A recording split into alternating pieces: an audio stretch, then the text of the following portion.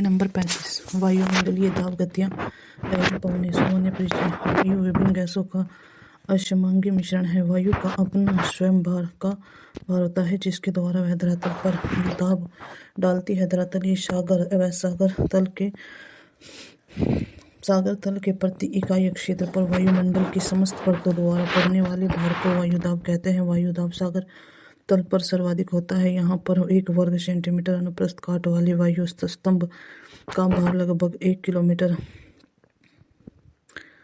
1034 ग्राम होता है। वायुदाब मापने की मिली बार तथा इसकी अंतर्राष्ट्रीय मानक इकाई पास्कल है। समुद्र तल पर औसत वायुमंडलीय दाब 1013.25 मिलीग्राम होता है। इसको साधारण वायुदाब मापी मरकरी बैरोमीटर, फ़ारेनहाइट बैरोमीटर, निद्रव्य वायुदाब मापी बैरोग्राफ तथा माइक्रो बैरोग्राफ से मापा जाता है। ऊंचाई में वृद्धि के साथ वायुदाब में गिरावट आती है। इसका प्रमुख कारण पृथ्वी का गुरुत्वाकर्षण बल है, जिसके प्रभाव से पृथ्वी के धरातल के पास की वायु अधिक संघनन होती है, जबकि ऊपर भाग में विरल होती जाती है। हवाएं उच्च वायुदाब उनके वाले क्षेत्रों में निम्न वायुदाब वाले क्षेत्रों की ओर गतिमान होती है। क्षैतिज रूप से गतिशील इन हवाओं को पवन कहते हैं। मौसम के सभी तत्व मेघ, वर्षा, आंधी, तूफान तथा पवन आदि वायुदाब द्वारा नियंत्रित होते हैं। वायुमंडलीय दाब का वितरण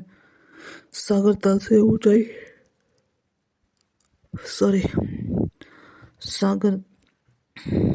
से ऊंचाई, वायुमंडलीय तापमान, पृथ्वी का घूर्णन, जलवाष्प, वायुमंडलीय तूफान आदि द्वारा नियंत्रित होता है। बैरोमीटर के पतन का तेजी से गिरना तूफानी मौसमी का संकेत देता है। बैरोमीटर के पठान का पहले गिरना तथा पुनः धीरे धीरे बढ़ना वर्षा की स्थिति का साधक है। बैरोमीटर के पठान का लगातार बढ़ना प्रतिचक्रवाती अर्थात साफ मौसम का संकेत होता है। समदाब रेखा सागर तल पर समान वायुदाब वाले स्थानों को मिलाने वाली कल्पित रेखा को समदाब रेखा कहते हैं। धरातलीय सतह पर वायुदाब के क्षैतिज वितरण का अध्ययन समदाब रेखाओं के माध्यम से किया जाता है। समदाब रेखाओं की परस्पर दूरियां वायुदाब में अंतर की दिशा और उसकी दर को दर्शाती है, जिसे दाब प्रवणता कहते हैं। यहाँ समदाब रेखाएं पास पास हो वहाँ दाब प्रवणता अधिक व समदाब रेखाओं को दूर होने से दाब प्रवणता कम होती है। इस अंतर के कारण जो बल उत्पन्न होता है वह हवा में क्षैतिज गति उत्पन्न करता है, जिसे वायुदाब प्रवणता बल कहते हैं। इसकी इकाई मिली बार होती है। इसको बैरोमेट्रिक ढाल भी कहते हैं। वायुदाब प्रवणता जिनकी अधिक होगी, पवनों की गति उतनी ही अधिक होगी। सामान्य नियमानुसार वायु की दिशा समदाब रेखाओं के समकोण पर होनी चाहिए, क्योंकि वायुदाब प्रवणता की दिशा समदाब रेखाओं की लंबवत दिशा में होती है, परंतु वास्तविक स्थिति में अपेक्षित सैद्धांतिक दिशाओं में विचलित होता है। वायु की दिशा में यह विचलित पृथ्वी की घूर्णन गति से उत्पन्न विक्षेपण बल या कोरियोलिस बल के कारण होता है। अतः हवाएं समदाब रेखाओं को समकोण पर न काटकर न्यून कोण पर काटती है। कोरियोलिस बल यह एक आभासी बल है जो पृथ्वी के घूर्णन से उत्पन्न होता है। पृथ्वी के घूर्णन के कारण वायु की दिशा में विक्षेप उत्पन्न हो जाता है। इस विक्षेप को उत्पन्न करने वाले बल को विक्षेपक बल की संज्ञा दी जाती है। इस प्रक्रिया का सर्वप्रथम अध्ययन जी कोरियोलिस नामक वैज्ञानिक ने किया था।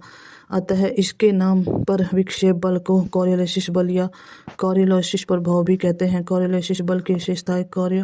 कोरियोलिस बल पवनों की उत्पत्ति में कोई योगदान नहीं देता है।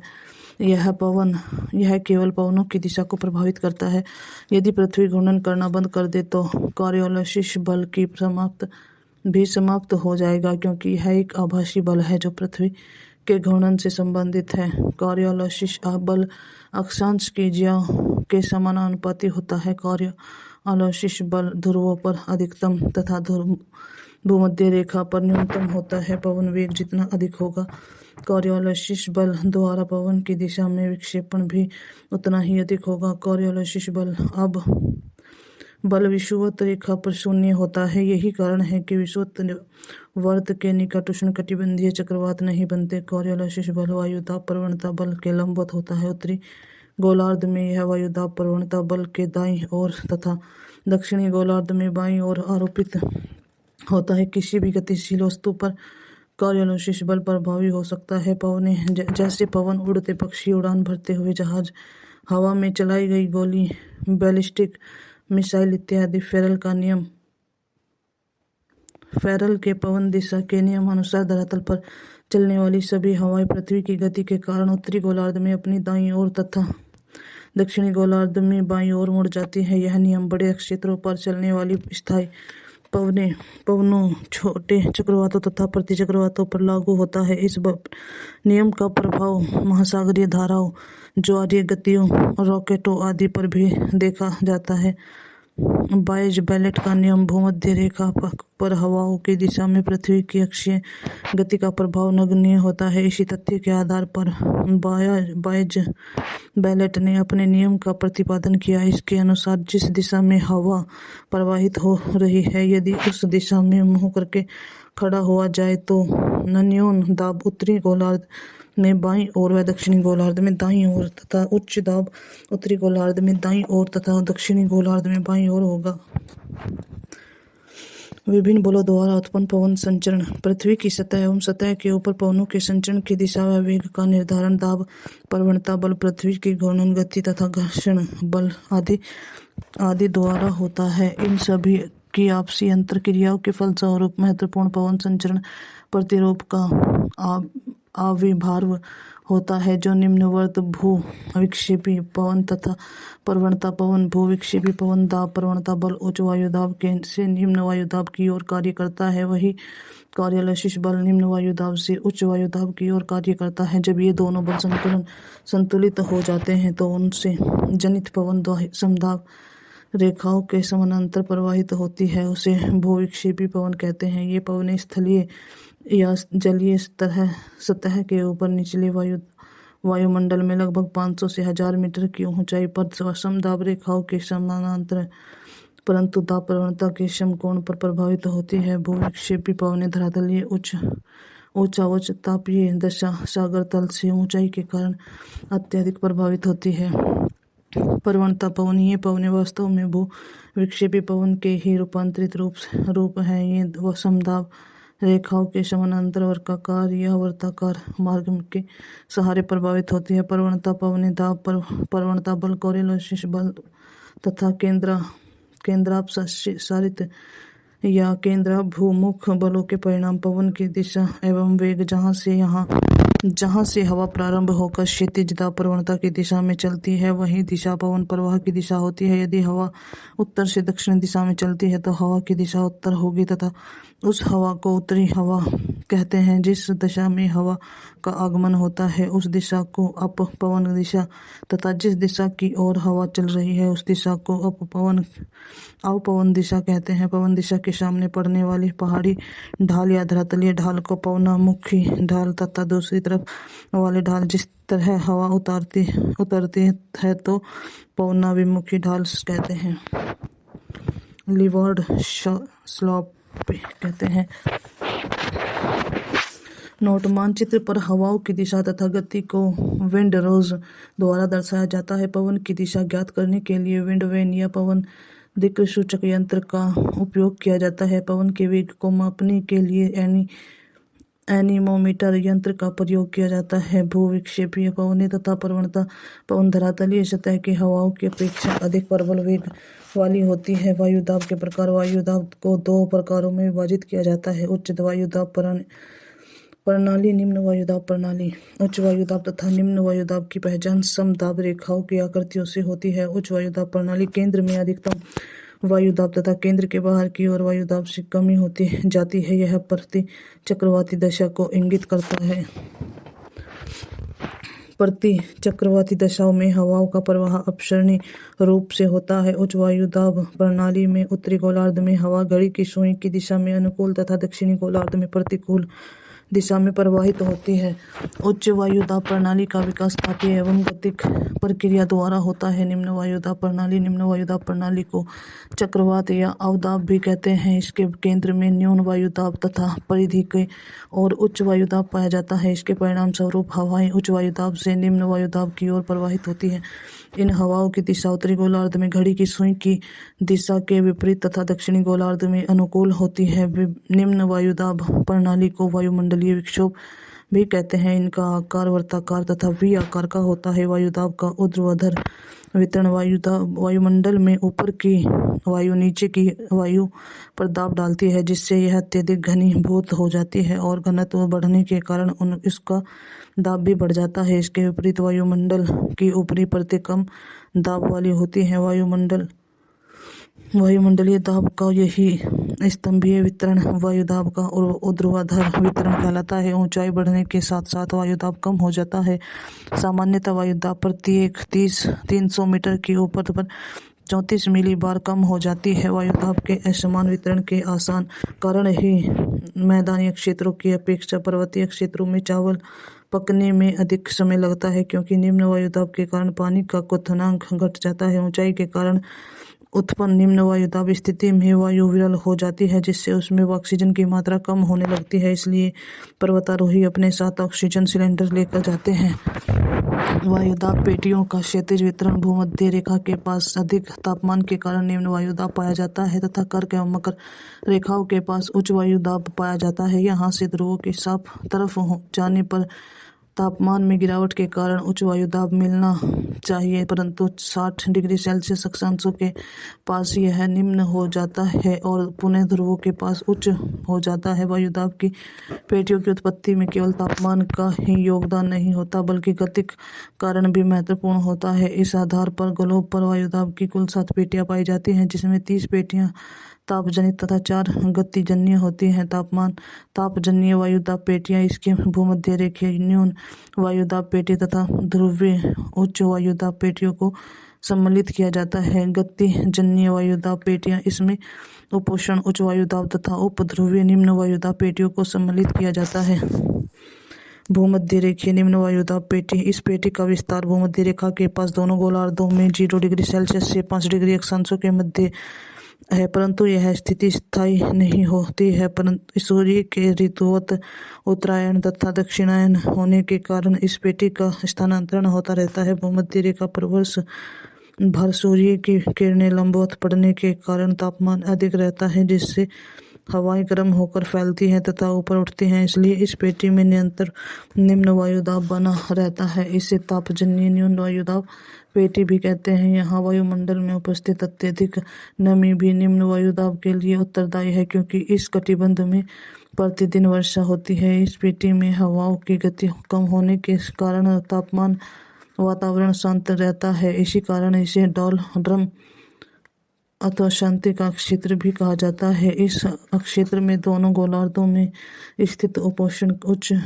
वायुदाब कटिबंधों से अपने वाली व्यापारिक पवनों का अभिसरण होता है, अतः इस मेखला को तय उष्ण कटिबंधीय अभिसरण क्षेत्र भी कहते हैं। उपोष्ण उच्च वायुदाब पेटी, इस पेटी का विस्तार दोनों गोलार्धों में 30 डिग्री से 35 अक्षांशों के मध्य पाया जाता है। इस भाग में शीतकाल के 2 महीनों को छोड़कर वर्ष भर ऊंचा तापमान पाया जाता है। गर्मियों में पृथ्वी का उच्चतम तापमान अंकित किया जाता है। गर्मियों में उच्च तापमान होने के बावजूद यहाँ पर उच्च वायुदाब पाया जाता है, जबकि न्यूनतम यहाँ पर निम्न वायुदाब पाया जाना चाहिए। यहाँ की पेटी का उच्च दाब तापमान से प्रेरित न होकर पृथ्वी की दैनिक गति या वायु से अवतलन से है। भूमध्य रेखा के आरोहित वायु अथवा उपध्रुवीय निम्न वायुदाब की आरोहित वायु पृथ्वी के घूर्णन गति के प्रभाव से इन अक्षांशों के नीचे बैठती है।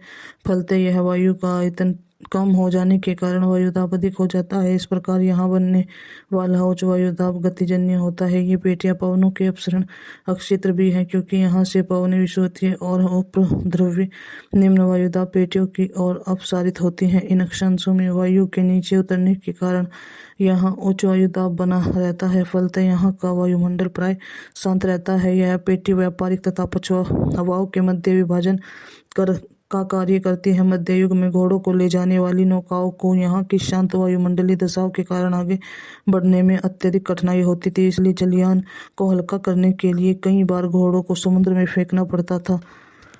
इस कारण इस पेटी का नाम अश्व अक्षांश पड़ा। उपध्रुवीय निम्न वायुदाब पेटी उपध्रुवीय निम्न वायुदाब पेटी का उत्तरी गोलार्ध में विस्तार 60 डिग्री उत्तर अक्षांश में आर्कटिक वर्त 66.5 डिग्री एन तक और दक्षिणी गोलार्ध में 66.5 दक्षिणी गोलार्ध से अटलांटिक वर्त 66.5 डिग्री एस तक। इस पेटी के निर्माण में पृथ्वी की घूर्णन गति का महत्वपूर्ण योगदान है, क्योंकि पृथ्वी की घूर्णन गति के कारण इन अक्षांशों से वायु फैलकर स्थानांतरित हो जाती है। फलतः यहाँ पर निम्न वायुदाब क्षेत्र का निर्माण होता है। इनमें खलाओं में स्थित सागरों में गर्म जलधाराएं चलती हैं, जिससे यहाँ का तापमान बढ़ जाता है और वायुमंडल कम हो जाता है। उत्तरी गोलार्ध में उपध्रुवीय निम्न वायुदाब पेटी का विकास ग्रीष्मकाल की अपेक्षा शरद काल में अधिक स्थायी व नियमित रूप से होता है। पृथ्वी की परिभ्रमण गति के कारण ध्रुवों के ऊपर भंवर उत्पन्न हो जाते हैं। वायु के इन भंवर से ध्रुवों पर गड्ढा बन जाता है। फलस्वरूप वायु की नमी से न्यून वायुदाब की आवृत्ति उत्पन्न हो जाती है।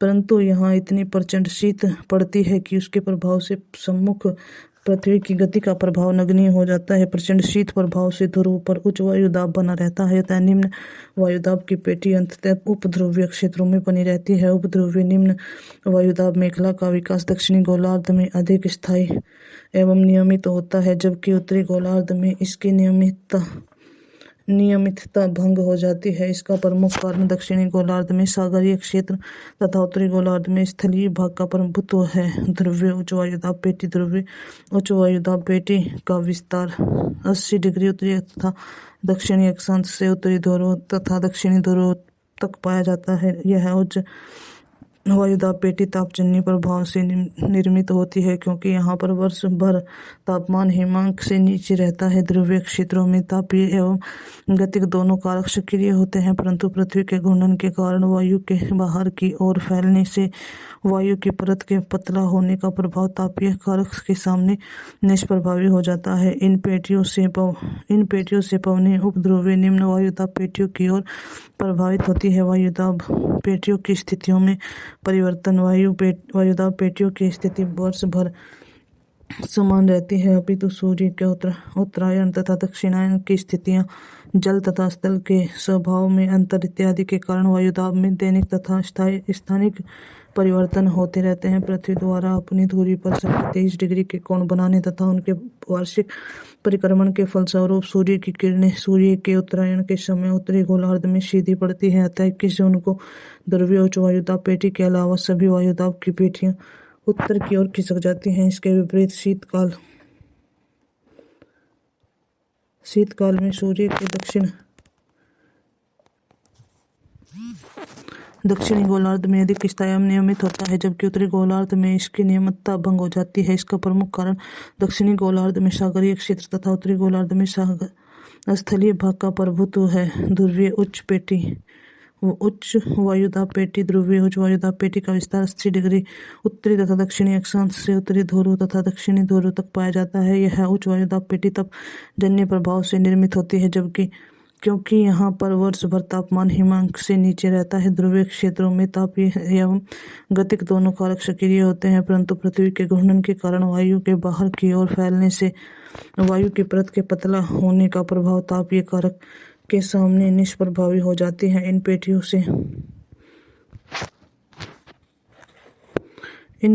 से वायुदाब की ओर प्रभावित होती है। वायुदाब पेटियों की स्थितियों में परिवर्तन वायुदाब पेटियों की स्थिति वर्ष भर समान नहीं रहती, अपितु सूर्य के उत्तरायण तथा दक्षिणायन की स्थितियों, जल तथा स्थल के स्वभाव के अंतर्गत इत्यादि के कारण वायुदाब में दैनिक तथा स्थानिक परिवर्तन होते रहते हैं। पृथ्वी द्वारा अपनी धुरी पर 23.5 के कोण बनाने तथा उनके वार्षिक परिक्रमण के फलस्वरूप सूर्य की किरणें सूर्य के उत्तरायण के समय उत्तरी गोलार्ध में सीधी पड़ती है। अतः 21 जून को ध्रुवीय उच्च पेटी के अलावा सभी वायुदाब की पेटियां उत्तर की ओर खिसक जाती हैं। इसके विपरीत शीतकाल में सूर्य के दक्षिणायन के कारण सूर्य की किरणें मकर रेखा पर लंबवत होती हैं। अतः 21 दिसंबर को सभी सूर्यदाब की पेटियां दक्षिण की ओर खिसक जाती हैं। वायुदाब पेटियों के आदर्श स्थिति केवल 21 मार्च बसंत विषुवत तथा 23 सितंबर शरद विषुवत के समय होती है, क्योंकि इस समय सूर्य विषुवत रेखा पर लंबवत रहता है। वायुमंडलीय परिसंचरण।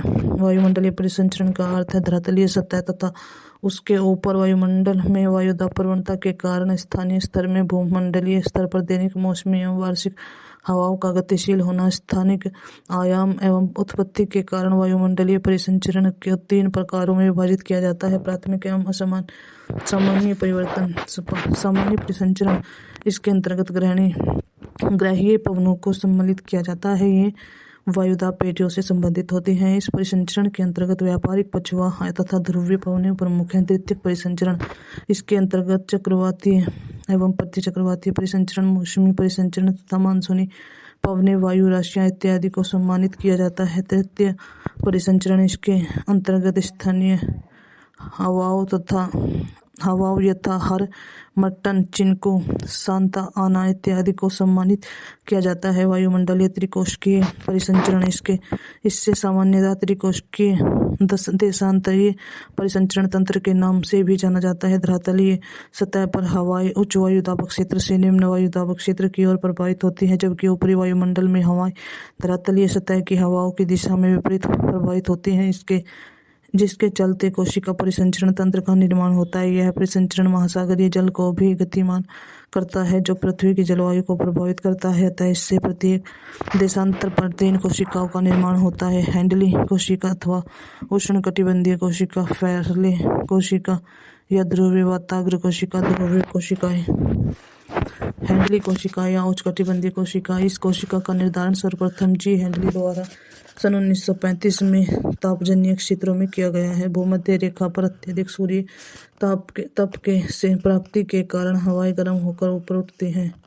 8 से 12 किमी की ऊंचाई के पास पहुंचने पर यह हवाएं उत्तरी व दक्षिणी ध्रुवों की ओर मुड़ जाती है। भूमध्य रेखा की उठती हवाओं का स्थान लेने के लिए उपोष्णकटिबंधीय उच्च वायुदाब क्षेत्रों में से हवाएं अभिसारित होती है। इन हवाओं को पुनः व्यापारिक पवनें होती हैं कहते हैं। इन धरातलीय व्यापारिक पवनों के विपरीत ऊपरी वायुमंडल में प्रति व्यापारिक पवन प्रवाहित होती हैं। ये पवनें दोनों गोलार्धों में 30 डिग्री से 35 डिग्री अक्षांश पर नीचे उतरती हैं तथा पुनः भूमध्य रेखा की तरफ प्रभावित होती हैं। इसके कारण एक कोशिका का निर्माण होता है, जिसे हैंडली कोशिका अथवा उष्णकटिबंधीय कोशिका कहते हैं। इस उष्णकटिबंधीय कोशिका के निर्माण में तापमान की महत्वपूर्ण भूमिका के कारण इसे तापीय जनित कोशिका कहते हैं। फैरले कोशिका या ध्रुवीय वाताग्र कोशिका, भूमध्य अक्षांशीय परिसंचरण कोशिका को फैरल कोशिका के नाम से जाना जाता है। ध्रुवीय वाताग्र या फैरल कोशिका के अंतर्गत अक्षांशों उपोष्ण उच्च वायुदाब से शीतोष्ण निम्न वायुदाब की ओर धरातलीय हवाई पछुआ पवनें चलती हैं। उत्तरी यहाँ 60 से 65 अक्षांश धरातलीय हवाएं पृथ्वी के घूर्णन के कारण ऊपर उठती हैं तथा विक्षोभ मंडल की ऊपरी सीमा पर पहुंचने के पश्चात विपरीत दिशाओं में उत्तरी तथा दक्षिणी ध्रुव की ओर मुड़ जाती है। यह पवन अक्षो अक्षांश के पास नीचे की ओर उतरती है तथा पुनः धरातलीय पछुआ पवन के रूप में शीतोष्ण निम्न वायुदाब की ओर चलती है, जिसके फैरल कोशिका या ध्रुवीय वाताग्र कोशिका या मध्य अक्षांशीय कोशिका का निर्माण होता है। ध्रुवीय कोशिका के अंतर्गत वायुमंडलीय परिसंचरण का विस्तार दोनों गोलार्धों में 60 डिग्री से 90 डिग्री अक्षांशों के मध्य पाया जाता है। ठंडी ध्रुवीय पूर्वी हवाएं ध्रुवीय उच्च वायुदाब क्षेत्र से उपध्रुवीय निम्न वायुदाब मेखला की ओर धरातलीय पवन के ऊपर के रूप में प्रभावित होती हैं।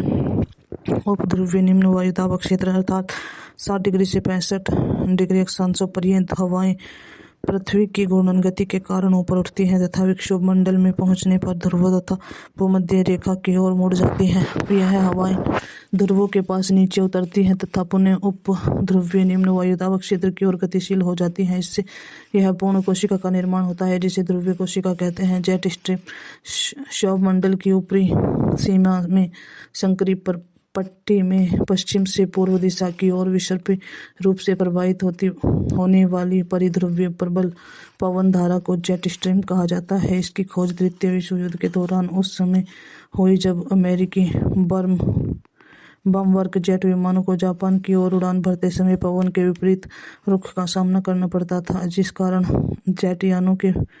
जेट यानों के पूर्व में पश्चिम की ओर जाने से उनकी गति में अत्यधिक कमी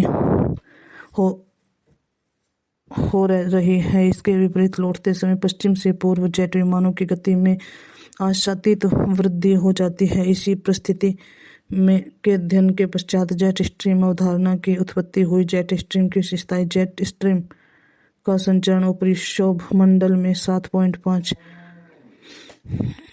14 किमी की सर्कली पट्टी में पश्चिम से पूर्व दिशा में दोनों गोलार्धों में 20 डिग्री अक्षांशों से ध्रुवों के मध्य होता है। इन्हें परिध्रुवीय विसर्पी भंवर भी कहते हैं, क्योंकि इनका संचार दोनों गोलार्धों में दोनों ध्रुवों के चारों ओर विसर्पी रूप में होता है। जेट स्ट्रीम में पवन के वेग में मौसमी परिवर्तन होता रहता है। शीत काल में ये अधिक प्रबल तथा इनका वेग ग्रीष्म काल की तुलना में 2 गुना अधिक हो जाता है। इसका अधिकतम वेग लगभग 480 किमी घंटा तक पाया जाता है। ग्रीष्म काल में उत्तरी गोलार्ध में जेट स्ट्रीम का विस्तार कम हो जाता है तथा इसका खिसकाव ऊपर की ओर हो जाता है। शीतकाल में इसका विस्तार अधिकतम पाया जाता है तथा यह 20 डिग्री उत्तरी अक्षांश तक पहुंच जाते हैं। जेट स्ट्रीम के प्रकार। अस्थायी के आधार पर जेट स्ट्रीम को 5 प्रकारों में बांटा गया है।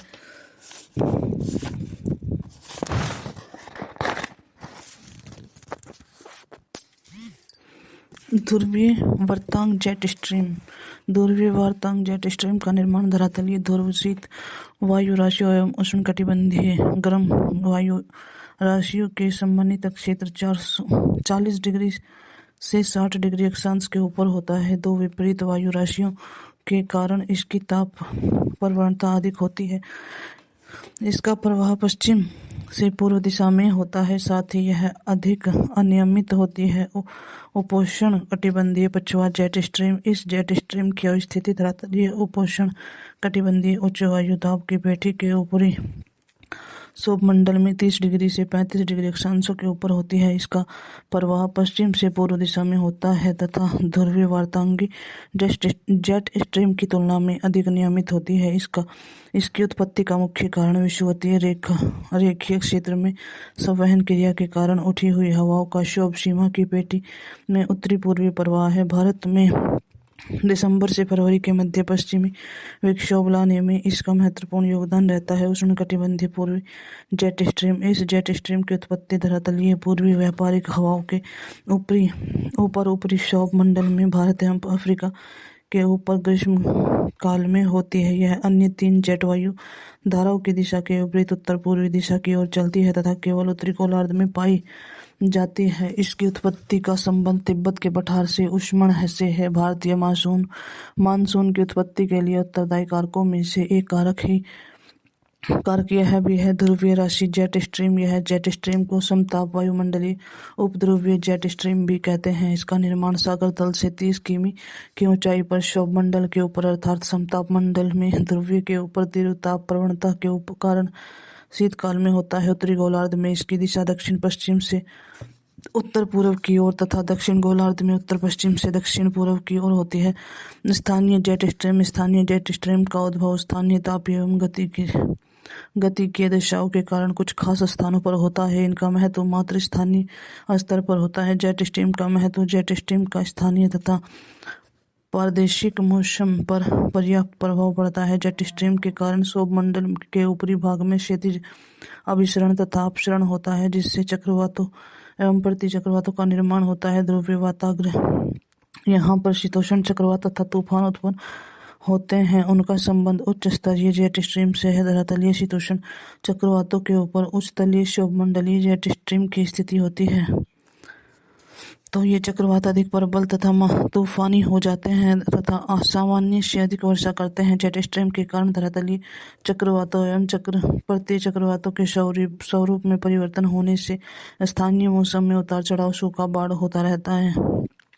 जेट स्ट्रीम में वायु का लंबवत संचार 2 तरह से होता है। चक्रवातों में हवा ऊपर उठती है तथा प्रति चक्रवातों में हवा नीचे बैठती है। इस तरह उच्च तलीय हवा में उपपरिमुखी एवं अधोमुखी संचार होने से क्षोभमंडल एवं समतापमंडल की हवाओं में तेजी से मिश्रण होता है, जिसके कारण मानव जनित वायु प्रदूषकों का क्षोभमंडल से समतापमंडल में परिवहन कर दिया जाता है, जो ओजोन क्षय का एक प्रमुख कारण है। दक्षिण एशिया के मानसून पर जेट स्ट्रीम का महत्वपूर्ण प्रभाव होता है, क्योंकि यह उष्ण कटिबंधीय मानसून वर्षा को प्रभावित करती है। पवन संचार पृथ्वी के धरातल पर वायुदाब में विभिन्नता के कारण ही वायु में गति उत्पन्न होती है। इसी गतिशील वायु को पवन कहते हैं। जब वायु ऊर्ध्वाधर रूप में गतिमान होती है तो उसे वायुधारा कहते हैं। पवनें और वायुधाराएं मिलकर वायुमंडल की परिसंचरण व्यवस्था बनाती है। पवनें उच्च वायुदाब में निम्न वायुदाब की ओर प्रवाहित होती हैं। वायुदाब की भिन्नता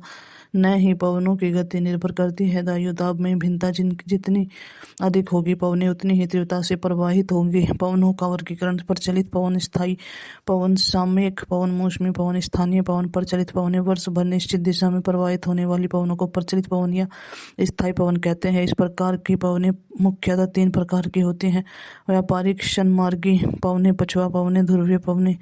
व्यापारिक क्षणमार्गिक पवनें उपोष्ण उच्च वायुदाब कटिबंधों से भूमध्य रेखीय निम्न वायुदाब कटिबंधों की ओर चलने वाली पवनों की क्षणमार्गी व्यापारिक पवनें कहते हैं। उत्तरी गोलार्ध में इसकी दिशा उत्तर पूर्व से दक्षिण पश्चिम तथा दक्षिणी गोलार्ध में दक्षिण पूर्व से उत्तर पश्चिम होती है, अतः इन्हें पूर्वा पवनें भी कहते हैं। इनको व्यापारिक या वाणिज्यिक पवनें इसलिए कहा जाता है क्योंकि यूरोप के व्यापारी इन्हीं पवनों के सहारे समुद्री व्यापार के लिए जाया करते हैं। व्यापारिक पवनों की विशेषता: ये पवनें लगभग 30 डिग्री उत्तरी तथा दक्षिणी अक्षांशों से भूमध्य रेखा की ओर चलने के लिए अधिक गर्म या शुष्क हो जाती है। इसलिए ये पवनें प्राय वर्षा नहीं करती, परंतु जब कभी भी ये किसी महासागर को पार करती हैं तो आर्द्रता से युक्त हो जाती हैं तथा महाद्वीपों के पूर्व भागों में अत्यधिक वर्षा करती हैं। ये पवनें महाद्वीपों के पश्चिमी भागों में वर्षा नहीं करती, क्योंकि पूर्व भागों से वर्षा करते हुए ये पश्चिमी भागों में पहुंचती हैं तो शुष्क हो चुकी होती हैं, जिससे इन अक्षांशों के मध्य महाद्वीपों के पश्चिमी भाग में उष्णकटिबंधीय मरुस्थलों का विकास हुआ है। महासागरों के पूर्वी भागों में व्यापारिक पवन ठंडी समुद्री धाराओं के संपर्क में आने के कारण प्राय वर्षा नहीं करती।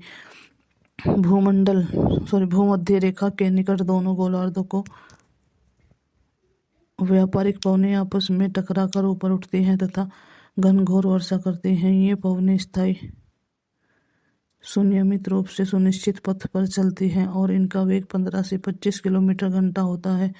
इनका वेग ग्रीष्मकाल की अपेक्षा शीतकाल में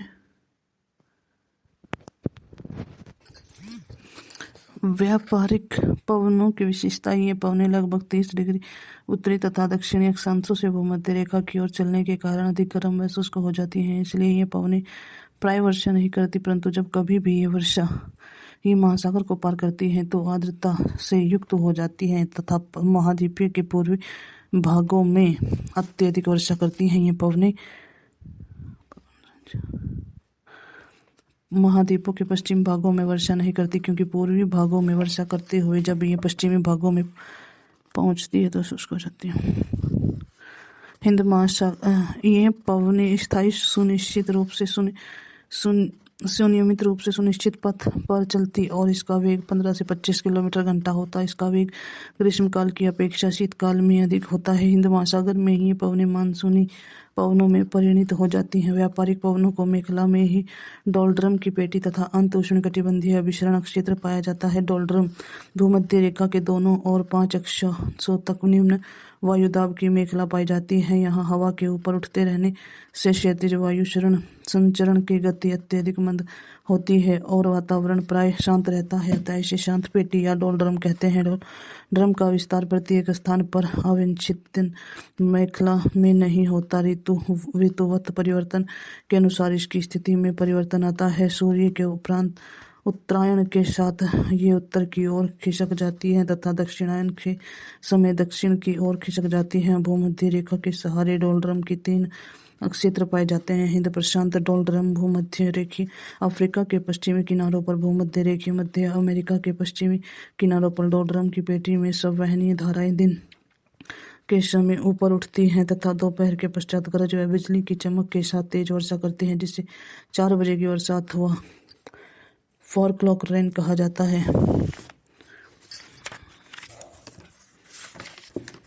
पछुआ पवनी उपोष्ण उच्च वायुदाब कटिबंध से उप ध्रुवीय निम्न वायुदाब कटिबंधों की ओर चलने वाली पश्चिमी पवनों को पछुआ पवन कहते हैं। पृथ्वी की घूर्णन गति के कारण उत्तरी गोलार्ध में इसकी प्रवाह दिशा दक्षिण पश्चिम से उत्तर पूर्व की ओर तथा दक्षिण गोलार्ध में उत्तर पश्चिम की दक्षिण पूर्व की ओर होती है। उत्तरी गोलार्ध की अपेक्षा दक्षिणी गोलार्ध में पवनों का प्रवाह अधिक स्थायी और निश्चित होता है तथा सर्वश्रेष्ठ विकास 40 डिग्री से 65 डिग्री दक्षिणी अक्षांशों के मध्य होता है, क्योंकि यहाँ पर स्थलीय भाग का अभाव रहता है। यहाँ के प्रचंड वेग के कारण दक्षिणी गोलार्ध में इन पवनों को अक्षांशीय स्थितियों के आधार पर गरजता 40 प्रचंड 50 व चीखता 60 भी कहा जाता है। ध्रुवीय पवनें ध्रुवीय उच्च वायुदाब वाले क्षेत्रों से उपध्रुवीय निम्न वायुदाब वाले क्षेत्रों को भी प्रवाहित होने वाली पवनों को ध्रुवीय पवन कहते हैं। उत्तरी गोलार्धों में ये उत्तर पूर्व की दिशा में चलती हैं और दक्षिणी गोलार्ध में इनकी दिशा दक्षिण पूर्व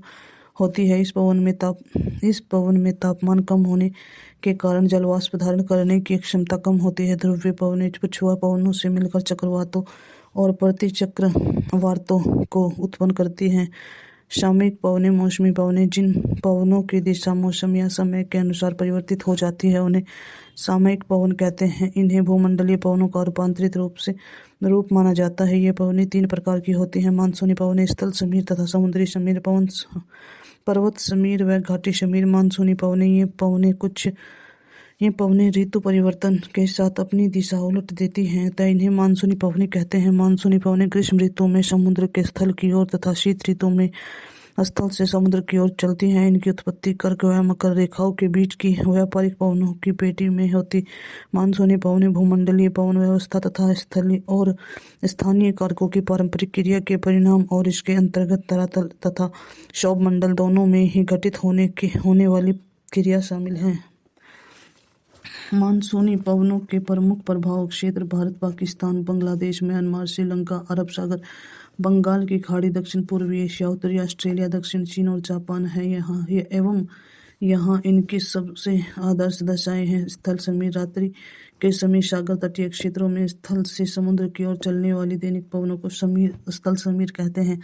इन पवनों की उत्पत्ति का संबंध स्थलीय व जलीय सतह के ऊष्मन व शीतलन की प्रक्रिया से सूर्यास्त के पश्चात स्थलीय सतह से तीव्र विकिरण के कारण सतह के शीतलन के फलस्वरूप उच्च वायुदाब तथा जलीय सतह पर अपेक्षाकृत निम्न वायुदाब का विकास होता है। फलतः उच्च वायुदाब के केंद्र से निम्न वायु के केंद्र की ओर स्थल समीर की उत्पत्ति होती है। इनकी उत्पत्ति सूर्यास्त के पश्चात होती है, किंतु दोपहर से पहले ये हवाएं पूर्णतः समाप्त हो जाती हैं। इनका प्रभाव उष्ण कटिबंधीय क्षेत्रों में वर्ष भर तथा शीतोष्ण कटिबंधीय क्षेत्रों में केवल ग्रीष्म ऋतु में होता है। सागर समीर दोपहर के समय समुद्र के स्थल की ओर अपवाहित होने वाली दैनिक पवनों को सागर समीर कहते हैं। इनकी भी उत्पत्ति का संबंध सागरीय व जलीय भाग में ऊष्मन व शीतलन की प्रक्रिया से दोपहर के समय अधिक तापमान के कारण स्थलीय सतह पर निम्न वायुदाब तथा जलीय सतह पर अपेक्षाकृत उच्च वायुदाब का विकास होता है, जिससे सागर समीर की उत्पत्ति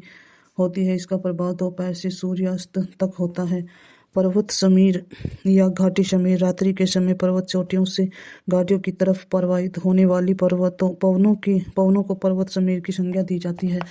रात्रि में पर्वत चोटियों से तीव्र विकिरण के कारण हवाएं ठंडी व भारी होने से पर्वतीय ढाल के सहारे घाटियों की तरफ गति करती है। वही घाटियों से पर्वत चोटियों की और पर्वतीय ढाल के सहारे अपवाहित होने वाली हवाओं को घाटी समीर कहते हैं। ये प्राय गर्म होती हैं। स्थानीय पवनें ये पवनें तापमान व वायुदाब के स्थानीय अंतर से चला करती हैं और इनका प्रभाव क्षेत्र सीमित होता है। इनकी उत्पत्ति हेतु स्थानीय तापांतर एवं दाब प्रवणता प्रमुख कारक है। ये स्थानीय पवनें सौरमंडल की निचली परत तक ही सीमित रहती हैं। प्रमुख स्थानीय पवनें गर्म पवनें लू अति गर्म तथा शुष्क पवन है। यह मई तथा जून के महीने में भारत के उत्तरी मैदानों तथा पाकिस्तान में चलती है। इन पवनों की दिशा पश्चिम से पूर्व रहती है। इनका तापमान लगभग 40 डिग्री सेल्सियस से 50 डिग्री सेल्सियस के बीच रहता है। फॉन अल्प्स पर्वतमाला के पवन विमुख ढाल पर नीचे की ओर उतरने वाली तीव्र झोंकेदार शुष्क और गर्म स्थानीय पवन को फोर्न कहते हैं।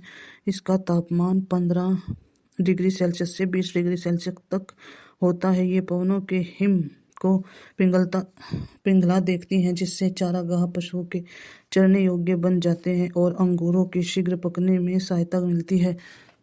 चिनूक संयुक्त राज्य अमेरिका और कनाडा में रॉकी पर्वत के पूर्वी ढालों पर नीचे उतरती गर्म पवन को चिनूक कहते हैं। चिनूक को स्थानीय भाषा में हिम वृश्चिक भी कहते हैं, क्योंकि यह समय से पूर्व बर्फ को पिघला देती है। चिनूक पवनें पशुपालन के लिए लाभदायक होती है। इसके आगमन से चारागाह बर्फ मुक्त हो जाती है। सिरोको यह गर्म रेत से भरी हुई शुष्क पवन है, जो सहारा में रेगिस्तानी भाग में उत्तर की ओर भूमध्य सागर से होकर इटली और स्पेन में प्रवेश करती है। इटली में इसका नाम सिराको तथा मिस्र में खमशीन, लीबिया में गिबली तथा ट्यूनीशिया में चिली आदि के नामों से पुकारते हैं। इससे होने वाली वर्षा को रक्त वर्षा, लाल रेत की उपस्थिति के कारण कहते हैं। इसका वनस्पति, कृषि व फलों के बागों पर विनाशकारी प्रभाव पड़ता है, क्योंकि इसके फूल झड़ जाते हैं। ब्लैक रोलर ये उत्तर अमेरिका के विशाल मैदानों में चलने वाली गर्म व शुष्क पवनें हैं। हरमट्टन यह सारा रेगिस्तान में उत्तर पूर्व तथा दक्षिण पूर्व दिशा से पश्चिमी दिशा में चलने वाली गर्म तथा शुष्क पवनें हैं। यह अफ्रीका के पश्चिमी तट की उष्ण व आर्द्रता स्थितियों में शुष्कता वाली लाती है, जिससे मौसम सुहाना व स्वास्थ्यप्रद हो जाता है। गिनी तट पर इसे डॉक्टर पवन के नाम से भी जाना जाता है। इसी तरह की उष्ण एवं शुष्क पवन हवा ऑस्ट्रेलिया के विक्टोरिया प्रांत में बेकरफील्डर कही जाती है। नॉर्वेस्टर यह न्यूजीलैंड में चलने वाली गर्म व शुष्क पवन है। ठंडी पवनें मिस्ट्रल पवनें अल्प्स पर्वत पर उत्पन्न होती हैं। ये फ्रांस में रोन नदी की घाटी में से होकर भूमध्य सागर की ओर चलती है। मुख्यतः रोन डेल्टा तथा लॉयंस की खाड़ी में चलती है। यह बहुत ठंडी, शुष्क एवं तेज गति से चलने वाली स्थानीय पवन है। इसके आने से तापमान हिमांक के नीचे गिर जाता है। बोरा यह मध्य यूरोप में उत्तर पूर्वी पर्वतों से एड्रियाटिक सागर से पूर्वी किनारों पर चलती है। इससे इटली के युगोस्लाविया अधिक प्रभावित होते हैं। बोरा लैटिन भाषा का शब्द है, जिसका शाब्दिक अर्थ उत्तरी होता है। जोरन ये जूरा पर्वत स्विट्जरलैंड से जेनेवा झील इटली तक रात्रि के समय चलने वाली शीतल व शुष्क हवा है। ब्लिज़ार्ड या हिम झंझावात यह बर्फ के कणों से युक्त ध्रुवीय जोरन ये जूरा पर्वत स्विट्जरलैंड से जेनेवा झील इटली तथा रात्रि के समय चलने वाली शीतल व शुष्क हवा है। ब्लिज़ार्ड्स या हिम झंझावात यह बर्फ के कणों से युक्त ध्रुवीय पवनें हैं। यह रूस के साइबेरिया क्षेत्र, कनाडा, संयुक्त राज्य अमेरिका के क्षेत्रों में चलती है। साइबेरिया क्षेत्र में ब्लिज़ार्ड का स्थानीय नाम बुरान है। विश्व की प्रमुख स्थानीय पवनें स्थानीय क्षेत्र, देश, प्रकृति। चिनूक रॉकी पर्वत के पूर्व ढाल पर प्रवाहित दक्षिण कोलोराडो के दक्षिण भाग से लेकर उत्तर में कनाडा के ब्रिटिश कोलंबिया तक गर्म व शुष्क हवा। फोर्न अल्प्स पर्वत से उत्तरी ढाल पर प्रवाहित स्विट्जरलैंड सर्वाधिक प्रवाहित गर्म व शुष्क हवा। सिरोको सहारा रेगिस्तान से भूमध्य के बीच प्रवाहित मिस्र, लीबिया, ट्यूनीशिया, इटली और स्पेन देश प्रवाहित गर्म, शुष्क और रेतीली हवा। ब्लैक रोलर उत्तरी अमेरिका के मैदानों में गर्म व शुष्क हवा। यामो जापान में प्रवाहित गर्म और शुष्क हवा। टेम्पोरल मध्य अमेरिका में प्रवाहित गर्म मानसूनी स्थानीय हवा।